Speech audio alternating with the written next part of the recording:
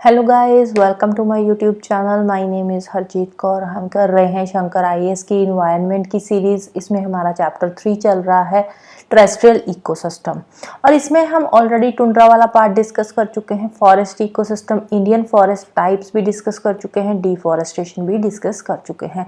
आज हम करेंगे ग्रासलैंड इकोसिस्टम के बारे में। ग्रासलैंड इकोसिस्टम क्या होता है? ग्रासलैंड इकोसिस्टम देखने का कुछ इस टाइप का होता है, मतलब ग्रास होते हैं, ग्रास की जो ग्रोथ होती है वो मीडियम से स्मॉल से मीडियम होती है, और यहाँ पे बड़े बड़े एनिमल्स ज़्यादातर देखने को मिलते हैं ग्रासलैंड इकोसिस्टम में। तो ग्रासलैंड इकोसिस्टम वो एरिया होता है जहाँ पे ग्रास की जो वेजिटेशन है वो ज़्यादा होती है as compare to big trees, या फिर यहाँ पे कुछ हर्बेशियस प्लांट्स होते हैं। बड़े बड़े ट्रीज यहाँ पे बहुत कम होते हैं। यहाँ पे देखो, अब अगर बड़े ट्रीज की बात करें तो दूर दूर कोई ट्री देखने को मिलता है, बहुत ज्यादा बड़े बड़े ट्रीज नहीं है। ज्यादातर जो वेजिटेशन है वो ग्रास की ही है, ग्रास है या फिर हर्बेशियस प्लांट्स है। और ये जो ग्रासलैंड्स है ये कौन से रीजन में मिलते हैं? ये ट्रॉपिकल रीजन में भी होते हैं और टेम्परेट रीजन में भी होते हैं।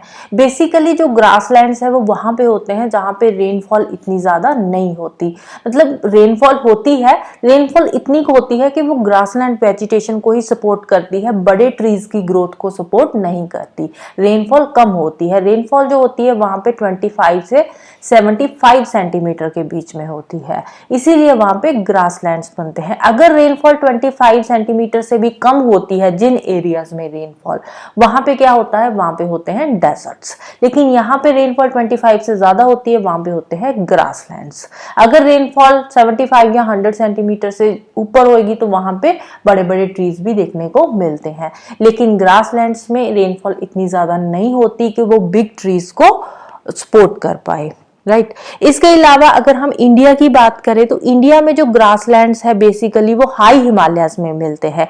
बाकी के इंडिया में जो ग्रासलैंड्स होते हैं वो स्टेपेज एंड सवाना टाइप के होते हैं, या तो स्टेपेज देखने को मिलेंगे या फिर सवाना टाइप के देखने को मिलेंगे। अब ये जो स्टेपेज एंड सवानास है, इन दोनों में डिफरेंस क्या है? जो स्टेपेज होते हैं, स्टेपेज में जो ग्रास की ग्रोथ होती है ना, वो यूजली वेट सीजन में ही होती है, ड्राई सीजन में ग्रास की ग्रोथ ज्यादा नहीं होती। सवाना में जो ग्रास की ग्रोथ होती है वो वेट सीजन में तो होती ही होती है, इसके अलावा ड्राई सीजन में भी ग्रास की रीग्रोथ होती है। थोड़ा बहुत जो ग्रास है वो ड्राई सीजन में भी रीग्रो हो जाता है। स्टेपे और सवाना में यही बेसिक डिफरेंस है। इंडिया में अगर हम बात करें राजस्थान की, राजस्थान के जो सेंट्रल एंड ईस्टर्न पार्ट है ना, जहां पे थोड़ी बहुत रेनफॉल होती है, तो वहां पे क्या होता है? वहां पे जो ड्राई सीजन ज्यादा होता है, ड्राई सीजन 6 to 8 मंथ्स का होता है। इसके अलावा थोड़ा बहुत वेट सीजन आ जाता है 3-4 महीने का, जिसमें थोड़ी बहुत बारिशें हो जाती है। तो वहां पे क्या होता है? वहां पे सवाना टाइप के ग्रासलैंड्स देखने को मिलते हैं, basically central and eastern parts में राजस्थान की, राइट। नेक्स्ट बात करते हैं ग्रासलैंड के टाइप्स की बात करें तो इंडिया में मेजरली 4 तरह के ग्रासलैंड्स देखने को मिलते हैं। एक है सेमी एरिड जोन, दूसरी है ड्राई सब ह्यूमिड जोन, तीसरी है मॉइस्ट सब ह्यूमिड जोन, और चौथी है ह्यूमिड माउंटेन रीजन्स। ये जो सेमी एरिड जोन है ये कहाँ पे होती है? ये है गुजरात, राजस्थान में अरावलीज वाला जो एरिया है, अरावली वाला एरिया छोड़ के बाकी का जो राजस्थान है वो सेमी एरिड जोन में आता है। इसके अलावा वेस्टर्न यूपी का पार्ट हो गया, दिल्ली हो गया और पंजाब हो गया, यहाँ पे सेमी एरिड काइंड के जो ग्रासलैंड्स है वो पाए जाते हैं। और यहाँ पे थोड़े बहुत आपने अगर देखा होगा राजस्थान गुजरात वाली साइड के, इवन के पंजाब के भी कुछ रीजन में सैंड ड्यून्स भी देखने को मिलते हैं, वहां पे बड़े बड़े सैंड ड्यून्स भी होते हैं, राइट। इसके अलावा सैंड ड्यून्स क्या होते हैं? सैंड ड्यून्स कुछ नहीं, रेत के जो छोटे छोटे ऐसे पहाड़ से होते हैं उसको बोलते हैं सैंड ड्यून्स। नेक्स्ट क्या है? ड्राई सब ह्यूमिड जोन। ड्राई सब ह्यूमिड जोन में कौन सा रीजन आ जाता है? इसमें पेनिनसुलर इंडिया वाला पार्ट आ जाता है, जो नीलगिरी हिल्स का एरिया है उसको छोड़ के बाकी जो पेनिनसुलर इंडिया का पार्ट है वो ड्राई सब ह्यूमिड जोन में आता है। मॉइस्ट सब ह्यूमिड जोन की बात करें तो इसमें आ जाते हैं, मॉइस्ट सब ह्यूमिड जोन में जो गंगा वाली बेल्ट है, पूरी की पूरी जो गंगा बेल्ट है, गंगा अलुवियल प्लेन्स है नॉर्दर्न इंडिया में, वो आते हैं मॉइस्ट सब ह्यूमिड जोन में। ह्यूमिड माउंटेन रीजन्स की बात करें, इसमें यूजुअली माउंटेन्स वाला पार्ट ही आ जाएगा। असम का पार्ट हो गया, मणिपुर, वेस्ट बंगाल, उत्तर प्रदेश, पंजाब का कुछ पार्ट हो गया, हिमाचल प्रदेश और जम्मू कश्मीर, यहाँ पे होते हैं ह्यूमिड माउंटेन रीजन्स, राइट। फिर नेक्स्ट हम बात करते हैं ग्रासलैंड्स की इकोनॉमिक इंपॉर्टेंस की ग्रासलैंड्स की इकोनॉमिक इंपॉर्टेंस क्या है। लाइफ स्टॉक को फॉरेस्ट प्रोवाइड करते हैं, जो गाय भैंस है उनको खाना मिलता है, उनको जो चारा मिलता है ग्रासलैंड से। इसके अलावा grassland soil and water resources को प्रोटेक्ट करते हैं, कंजर्व करने में हेल्प करते हैं। इसके अलावा ग्रासलैंड्स की बात करें, बहुत सारी वाइल्ड लाइफ ऐसी है जो ग्रासलैंड्स में रहती है। ग्रासलैंड में उनको अपना हैबिटेट मिलता है। ग्रासलैंड में अलग अलग तरह का फ्लोरा एंड फौना पाया जाता है। बहुत सारी प्लांट स्पीसीज ऐसी है जो ग्रासलैंड्स में ही ग्रो होती है, और बहुत सारे एनिमल्स ऐसे हैं जो ग्रासलैंड्स में ही अपना जो खाना है वो वहां से लेते हैं। जैसे गाय भैंस है वो ज्यादातर ग्रासलैंड्स में ही जाकर चारा खाती है। इसके अलावा डोमेस्टिक एनिमल्स की बात कर लें। अब ये तो थे जो वाइल्ड एनिमल्स है, उनकी बात यहाँ पे हो रही थी। इवन के जो डोमेस्टिक एनिमल्स है ना, विलेज के लोग डोमेस्टिक एनिमल्स को भी कॉमन लैंड पे ग्रेजिंग के लिए ले जाते हैं। कई बार क्या होता है, विलेज के आसपास कोई बहुत बड़ा घास का मैदान होता है, ग्रास लैंड होता है, तो वहां पे क्या है, वो अपने घर की जो गाय भैंस बकरियां जो भी होती है उनको वहां पे चराने के लिए ले जाते हैं घास में, राइट। इसके अलावा अब जो ग्रास होता है, ग्रास जो सूखी हुई घास होती है, उससे थैच हाउसेस, फार्म शेड्स वगैरह बनाए जाते हैं। थैच हाउसेस, फार्म शेड्स क्या होते हैं, कुछ इस तरह के होते हैं जो सूखी ग्रास के बनाए जाते हैं। ग्रास को बांध के आपस में उससे क्या है, पूरा का पूरा एक शेड तैयार किया जाता है। जो थॉर्नी बुशेस होती है या फिर ट्रीज की जो ब्रांचेस ग्रो होती है जो ग्रासलैंड्स में, तो वहां उनको यूज किया जाता है एज ए फ्यूल वुड। क्योंकि जो विलेज वाले होते हैं वो क्या, उनके आसपास जो ग्रासलैंड होता है वहां पे जो कोई भी थॉर्नी बुशेस वगैरह सूखी होती है या पेड़ों की सूखी टहनियां होती है, उनको वो इकट्ठा करके ले आते हैं और घर में उनको जला के उनपे खाना बनाते हैं। फार्मर्स जो के घर पे अपनी गाय भैंस बकरियां वगैरह रखते हैं, शैफर्ड वगैरह हो गए, जो शीप जिनके पास होती है वो शैफर्ड हो गए, तो वो भी क्या है, ग्रासलैंड्स पे डिपेंडेंट है, क्योंकि वो वहां ग्रासलैंड्स पे जाते हैं अपनी गाय भैंस को चराने के लिए।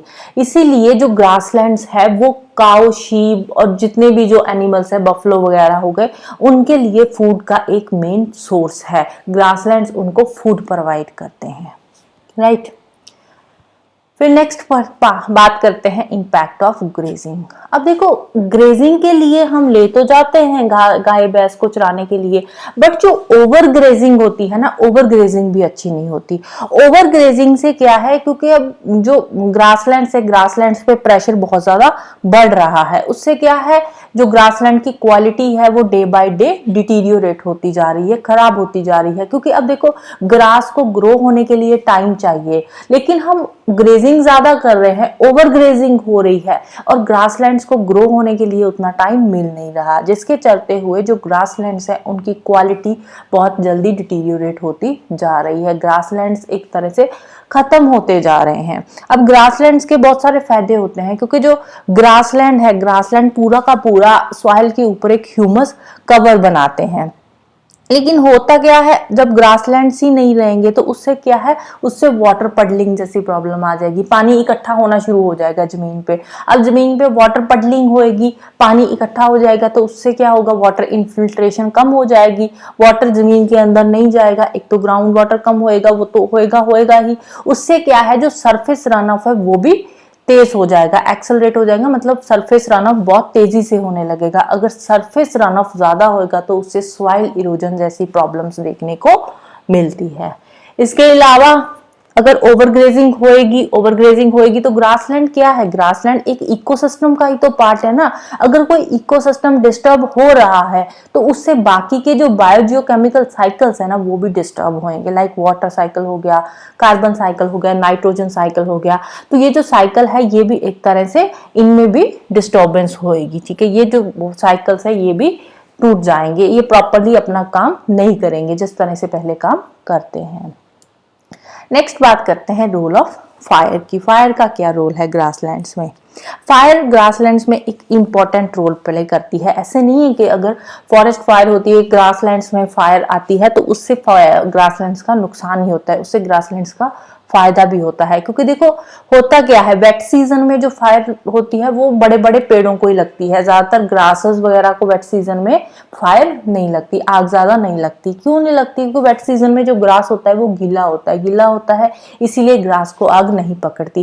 जो बड़े बड़े पेड़ होते हैं, पेड़ों को ऊपर से ऊपर आग जो है वो जल्दी पकड़ लेती है। लेकिन ड्राई सीजन में क्या होता है, ड्राई सीजन में जो ग्रास को आग बहुत जल्दी पकड़ती है। उससे होता क्या है, अब देखो आग लगती है, ग्रास जल जाता है, उससे पीछे क्या बचता है, ऐश बचती है। वो जो ऐश है वो उसी मिट्टी में मिक्सअप हो जाती है। उससे क्या होता है, उससे सॉइल की जो प्रोडक्टिविटी है ना वो बढ़ती है। जैसे बर्निंग होएगी, सॉइल ग्रास की बर्निंग होएगी, उससे क्या होगा, उससे सॉइल की प्रोडक्टिविटी बढ़ेगी, ग्रासलैंड्स की ग्रास की यील्ड भी बढ़ेगी। तो फायर का सिर्फ और सिर्फ नुकसान ही नहीं होता, इसका थोड़ा बहुत फायदा भी होता है, थोड़ी बहुत फायर जरूरी भी है। लेकिन जब कई बार हद से ज्यादा जंगलों को आग लग जाती है, उसका नुकसान भी होता है, उससे बहुत सारे एनिमल्स भी उस बीच में मर जाते हैं और जंगल तो खराब होते ही होते हैं। बट थोड़ी बहुत फायर जो है वो फायदेमंद भी होती है। Right, so this is all about today. जाने से पहले वीडियो को लाइक कर देना, शेयर कर देना और चैनल को सब्सक्राइब कर लेना। Thank you, bye bye and have a nice day.